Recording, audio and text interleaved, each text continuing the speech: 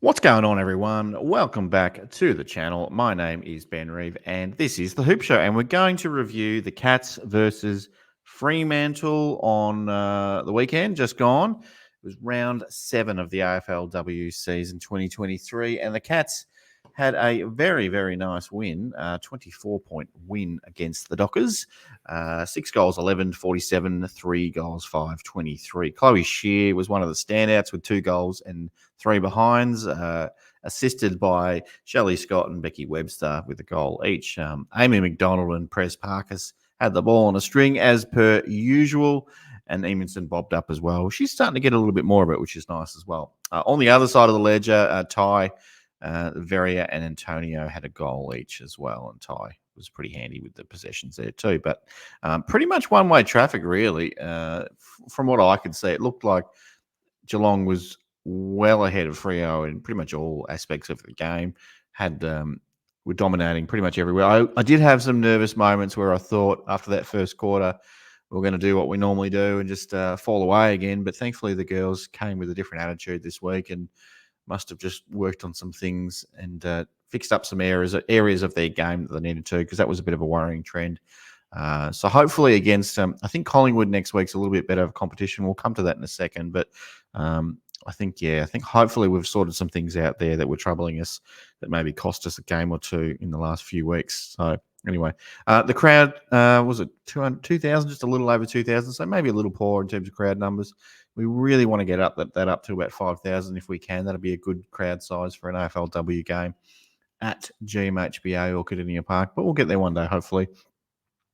Now, let's have a look at the Roll of Honour. Who got the Roll of Honour this week? It was, as per usual, she's becoming a bit of a star, isn't she? Georgie Prespakis. She should have to be in the conversation for one of the league's best players, surely. But Prespakis for the 4th time, according to the Twitter polls. If you want to have a vote on this, you might have to follow the Hoop Show on Twitter.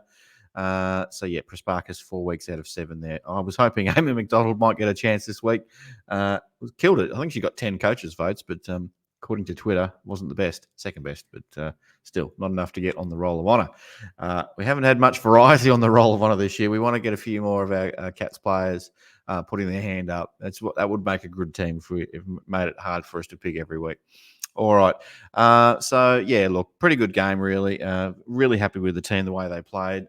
The stats were pretty even, really. I mean, the couple of areas where we dominated, and that'd be inside 50s. I think we were +9 on the inside 50s, and uncontested possession, +41 there. So really, really dominated, and that was a result of being +21 marks as well. So just really controlled the ball, didn't really let Freo get anywhere near it, starved them with the footy, and were good enough. We missed a few shots at goal, but we had enough opportunities to kick goals. So 6 goals, 11, I think it was in the end. So thankfully we were able to keep the ball away from Freo's end in the end. So yeah. All right. So on to next week. We're up against Collingwood at Victoria Park, an away game.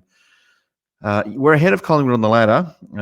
What are we? Collingwood's 13th, I think, at the moment, around about there, and we're 6th on the ladder. So we should go into this game with a bit of confidence.